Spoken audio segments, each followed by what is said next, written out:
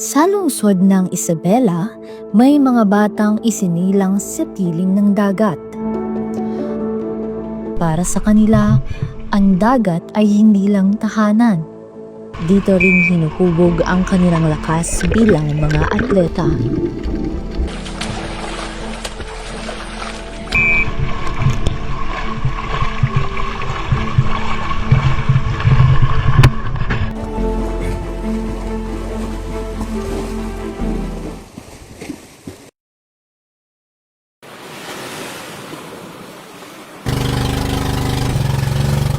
Kilala ang mga badyaw bilang mga anak ng dagat. Habang ang iba ay lumalaki sa lupa, sila ay lumalaki sa tubig. At mula rito, umusbong ang mga atleta ng Isabela City.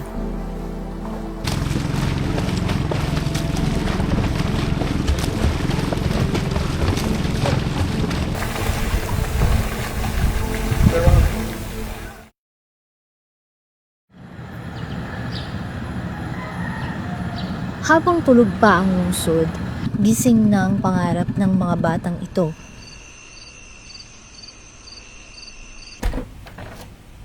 Mers, bati na. Uy, bati na. Uy, bati. Sa bawat umagang nagsisimula sa dilim, bit-bit nila ang disiplina at determinasyon.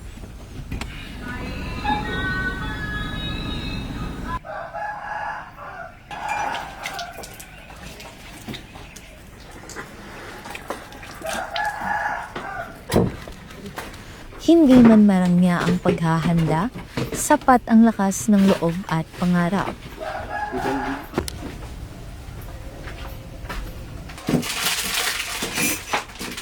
Ano sino to?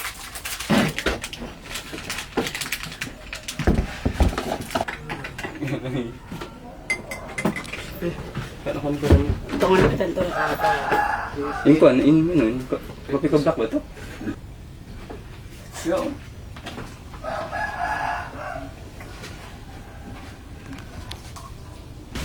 Bilhin ko ano yung sinunder sa upat niyo, upat ko niyo. Kumpat na yun na po. Aba ko na. Ano ba? Dua lang dari po. Ang dami na sa mo na. By Friday pa tayo niyo. Friday sin afternoon. Go na tayo. Para nagkisakutan pa yung buwan. Payment na bayad ito. Makain t-shirt ito. Bago pumasok sa eskwela, bago ang lahat, may pagsasanay muna. Mga transyon. Ha?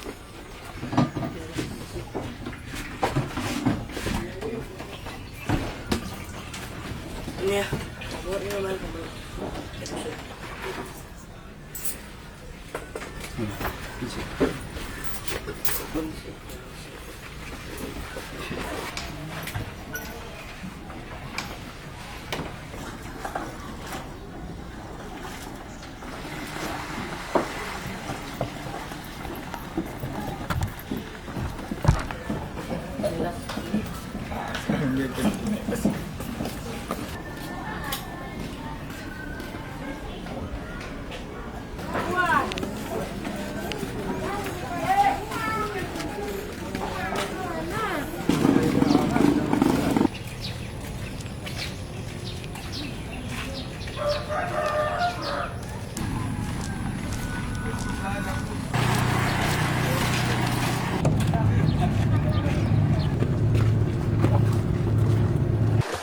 Para sa kanila, ang dagat ay hindi lang palaruan. Ito ang kanilang unang training ground. Oo. Bakit ka ko Alvin Manjalani? De para siya yung nakakuhan ka ko. Nagsukol ako kaniya. Nakatawang siya kako. Induan niya ako nag-swimming. Mawaya ako makatawang ako lang po para pangbili ng mga bigas po. Ready na ako ajipra amit para sagod. gumawa ng gold.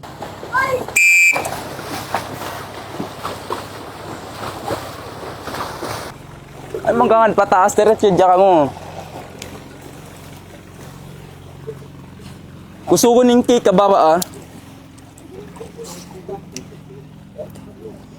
Ready?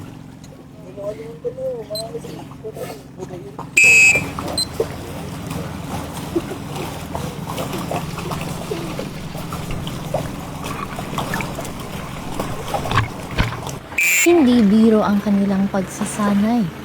Araw-araw, hinahasa ang galaw, lakas at tibay ng loob. Sa bawat balikwas ng kamay, sa bawat sika ng paa, may layunin. Hindi lang para manalo, kundi para patunayan na kaya nila. Ang dagat ang kanilang guro, mahigpit ngunit tapat.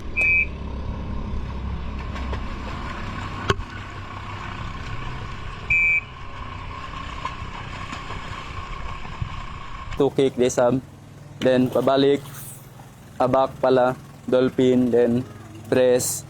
Two kick. At sa gabay ng kanilang mga coach at trainer, natututo silang mangarap ng mas mataas. Beating. Oo. Oh, ready na.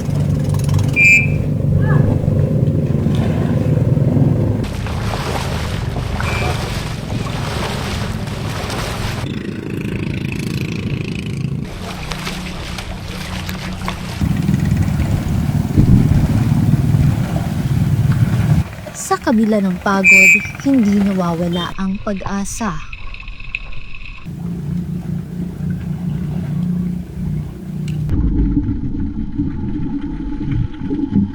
Sa likod ng bawat medalya, may umagang walang tulog at gabing puno ng pangarap. Daon mo ko pa ako ready. Pasal, nagkasakit ako sa Pilates daon no. Alanganin pa ako adi pramit sa inangon ko pa rin yung best ko para mag-medal balik adi pramit.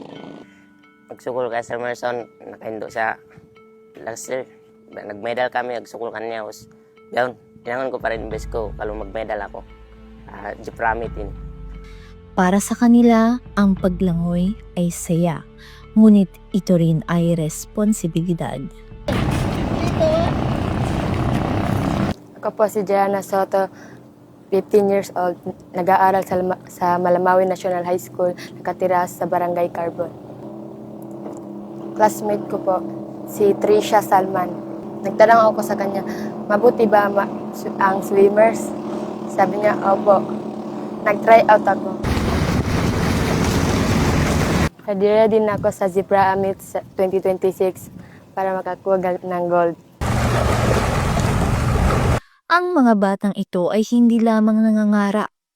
Sila ay mga atleta na nagbibigay karangalan sa lungsod ng Isabela sa iba't ibang paligsahan kabilang ang Zebra Amit.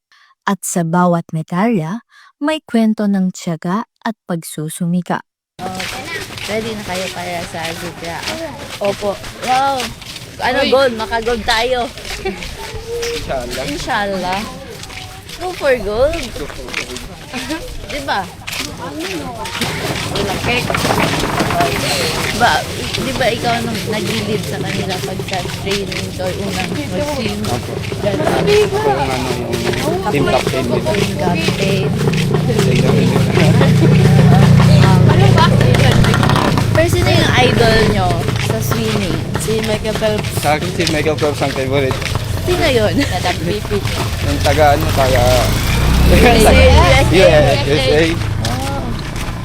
Bago pa man makilala ang mga batang atletang ito, may nauna nang naglatag ng daan.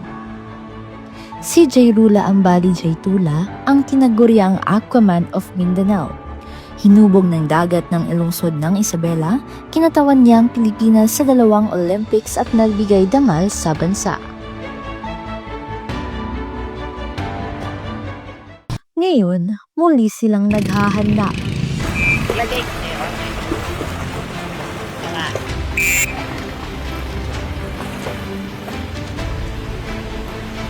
Bit-bit ang mga natutunan, tinututukan nila ang susunod na zebra amit.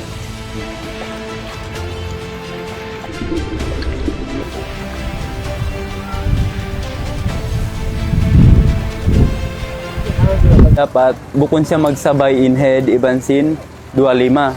Di yan siya makadyarin magkakadakad yan, ha? Di. Magunahuli yan siya. Bangin 5, bawa, bain, taas na, ha? Pag down sin 5 forward na paunahan. Para, yan. Para nyo kakitaan, inunahan.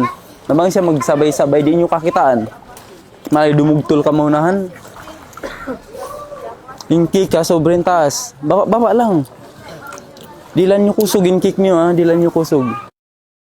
Actually, marami kaming struggles with the swimmers, especially first yung swimwear nila, kasi ang mamahal. So, luckily na lang, mayroon ukay-ukay na swimwear, nagkahalaga lang ng 150, minsan kung nagsasale na 50 peso. So, yun talaga yung unang start namin yung swimwear. Kasi nakakahiya naman magpunta ng competition yung swimwear nila, parang ay.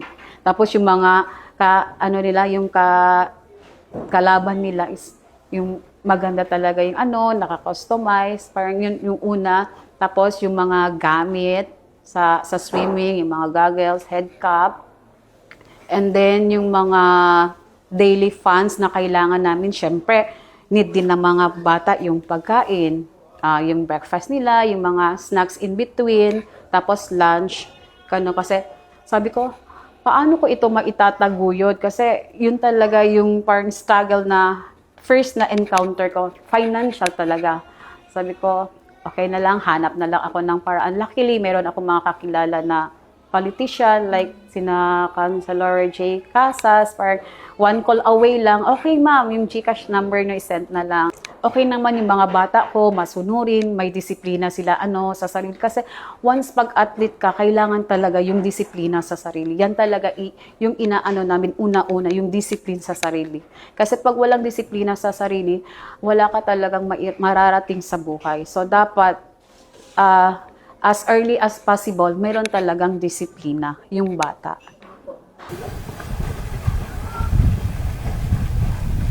Kasi sa ibang bansa, yung ginagamit kasi nila yung machine. So para yung current, yun talaga yung inaano nila doon. Ang tawag diyan yung parang kinukontra nila. So yung sa amin, sabi ko sa mga bata, isipin niyo na lang yan na machine. Tapos yan, natakot kasi yan sila mag-swim dito sa dito part yan. Takot yan sila. So para mawala yung takot nila, nagagalit ako. Pinapakita ko sa kanila yung galit ko. Tapos, ayun, nakakalangoy na sila dyan. Minsan nga, may umiiyak na inaanod na papunta doon. Hinayaan ko lang. Sabi ko, goodbye. Hindi niya sila binibaby. Hindi. Ayoko mag-baby sa mga athletes. Pero okay din yun sir kasi doon sila naging. Siyempre, mahal ko talagang dagat dahil sa isa din siya mga pagtitrainingan namin. Proud talaga ako na maging isang badyaw, nalaki sa dagat. Proud ako na magpa-present ng Isabela City sa Zebra at swimming. Ang message ko lang po sa mga teammate ko na ibibigay natin ang best natin. Kaya natin to mag-gold. Sana, sana tayo. Pag masamang panahon, may practice pa rin kayo, wala? Pag malakas ang ulan, wala, pahinga lang muna. Tapos ano ginagawa niya pag walang training? Sa bahay lang? Anong ibang pinagkakabalan niyo bukod sa swimming, pati pag-aaral? Anong ginagawa niyo? Padala ng mga tubig. Magtulong sa gawaing bahay? Oo. Ayun. Sa mga bata, so yung masabi ko sa mga bata is patuloy lang sila sa kung ano yung goal ko para sa kanila or yung goal talaga nila ngayon taon is ituloy lang nila yun kasi yung mga bata kasi parang ako kasi inaasahan nila. So sa akin sila kumukuha ng lakas. So yung mga ano na yan, kumbaga yung mga goal na yan, na ako yan yung nag-ano sa kanila, nagpo-push. Kasi yung mga bata gusto lang mag-join. Gusto nila mag-join kasi kesyo ganito yung kompleto or may mga bigayan na ganyan, issue ng gamit. So gusto na lang nila yan. Pero pagdating sa manalo talaga, wala yan sa ano nila. Kaya yung piniremind ko sa kanila, hindi lang tayo nag-training. Yung goal natin ngayon is yung manalo. Kaya kung ano yung decision ko para sa inyo, so sundin nyo lang, sabi ko. Kasi para to sa inyo, hindi to para sa akin. Kapag may tiwala at suporta, mas lumalakas ang loob ng mga atleta.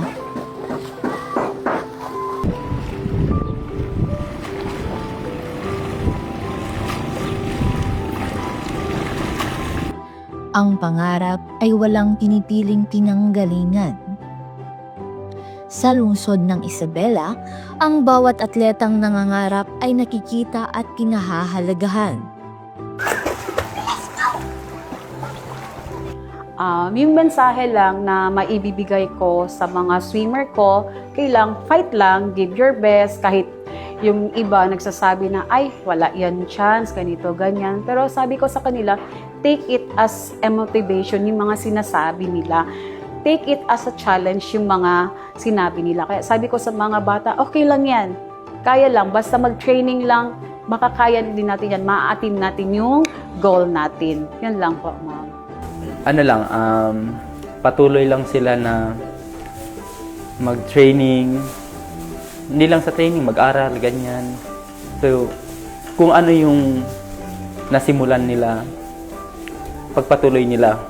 Huwag sila susuko sa mga, kung ano man yung problema na dumating, hindi lang sa akin, sa kanila, sa amin, sa team. Kasi may mga problema yan kami ngayon. Lahat kami may mga problema ngayon. So, hindi lang namin na-share sa inyo. Siyempre, sa amin lang yun. So, sabi ko sa kanila, huwag tayo makinig sa iba. Mag-focus tayo sa team natin. Kasi yung team natin, yung goal ngayon natin is maiangat natin yung Isabela City. Dadalhin natin, kumbaga, itayo natin yung bandera ng Isabela City pagdating sa mga athlete, pag-athlete ba, ganyan. So, gusto namin ngayong taon is mapakita namin kung ano yung Green Tanker. Yung team namin, which is, yan yung Green Tanker. So, gusto namin mapakita sa kanila na ito pala yung Green Tanker. Ang talento ay umuusbong, ngunit mas lalong lumalakas kapag sinusuportahan. Sa bawat batang atleta, mahalaga ang gabay, tiwala at pagkakataon. Hindi sapat ang husay kung walang tutulong humubog at magtiwala. Kapag ang komunidad ay kumikilos bilang isa, mas nagiging matibay ang pangarap. Ang suporta ay hindi lamang palakpak sa tagumpay. Ito ay ang pananatili kahit mahirap, kahit walang kasiguraduhan. Dito sa lungsod ng Isabela, ang bawat tulong ay hakbang palapit sa mas malawak na pangarap. Silang mga batang badyaw, mga atleta ng Isabela City. Ano man ang iyong pinanggalingan, ikaw ay may lugar dito. Dito sa lungsod ng Isabela, patuloy dapat natin sinusuportahan ang bawat batang nangangarap.